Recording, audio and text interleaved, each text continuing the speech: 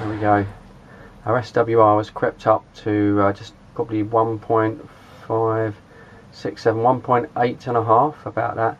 And that is confirmed really. If you look on the radio there, that's the SWR meter, and that's showing about 1.8 on channel 1. And then if we swap over to channel 40, and key up again, there we go, on channel 40, yep, we're over 2. Almost 2.5, and yep, that's confirmed. So welcome back to another Fred in the Shed 1 video. So as you saw there, my SWR creeping up quite badly actually in the shed shack, and I did go around and resolder plugs and change patch leads and even change the coax to 213 in the shed, but nothing seemed to bring the SWR down, so I figured that obviously it must be the Antron itself. So I took some photographs, as you can see here, and zoomed in, and it seemed to show a little bit of corrosion between the joins. So I thought, well, maybe it's about time that I brought it down to earth, so to speak, and did a little bit of servicing on it.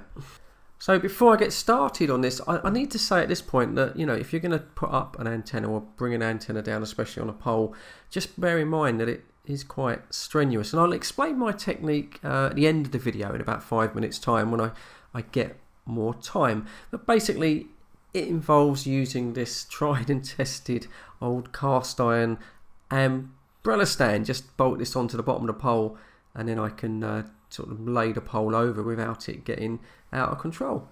So once we got it on the ground, the first thing I wanted to look at was the rubberized tape that I put on the antenna coax connector, and that seemed okay, and the rings didn't seem too bad. So we moved up the antenna itself, and yeah, I noticed that the fiberglass was starting to flake.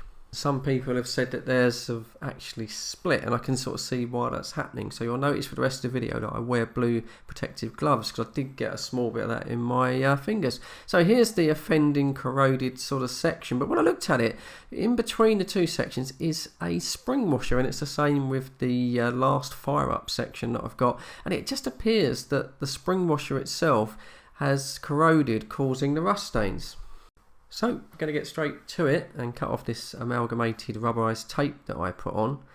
And I noticed I've made a mistake at this stage. It wasn't evident until I got this off, but as you can see, I've put this tape right over the whole bottom of the antenna, and when I looked inside, you've got all this white corroded sort of aluminium powder here, and that is because there is a small drain hole inside the tube there that I didn't see. But here's the plug itself. Once you get it off, the main contact didn't look too bad. I couldn't see any sort of corrosion, and I'm sure it was getting a good contact and a good earth. It was just the fact that I'd blocked off that hole. Now, when I took the middle section off, it looked quite bad from the ground, but the threads themselves and the socket are pretty clean. It's just that real crappy spring washer that doesn't seem to be doing anything other than corroding. And it's the same with the fire up kit as well. The threads seem pretty decent. It's just that damn washer again that had corroded. Now, that drainage hole that I mentioned is so small, it's almost like a pinprick, so I thought it would be an idea to enlarge it if there is water getting into the antenna.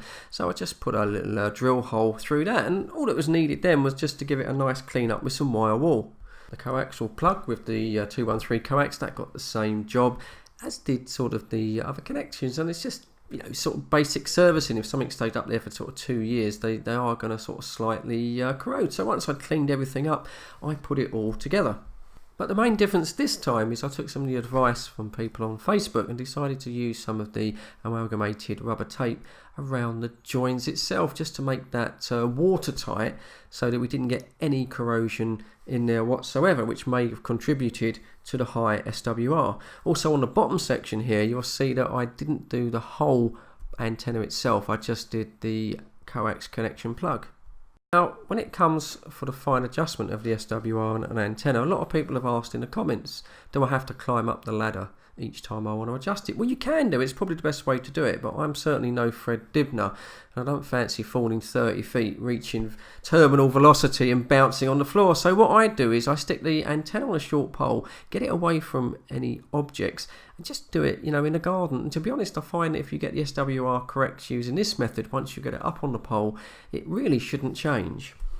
Now, if all you've got is the built-in SWR meter in the radio, well, that's fine. I prefer to use an external meter. I find them a little bit more accurate and easier to use. So just with the Antron now on that short pole, straight away the SWR dropped down to 1.4, but I was never happy with the fact that these rings were up so high away from the factory setting. I never understood why that was necessary for me to get an SWR, so I thought I'd set them back pretty much to the factory setting, and then I'd fine-tune the SWR by just adjusting the rings about a quarter turn. And what I did just to make sure I didn't make any mistakes was just using a little Sharpie here. Just made a little mark on each ring, and in that way you know exactly what you're doing when you do the fine adjustment. I was pleased to say that after about 10 minutes of doing that, I was able to get an SWR of 1:1. I was very pleased with that indeed.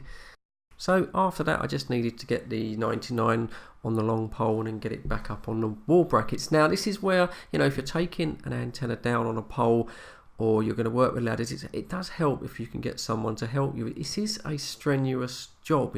Once you get the antenna on the pole, it is very difficult to manhandle on your own. I manage it, but it would be better if you have someone helping you.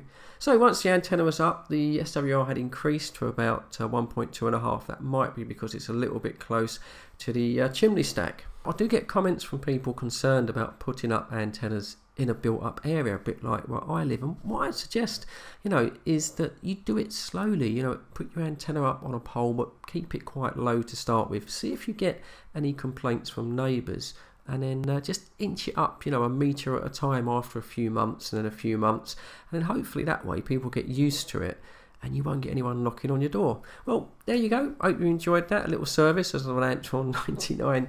Anyway, cheers. Thanks for watching. Subscribe for more, and I'll catch you all on the next one. Bye-bye now. Stay safe.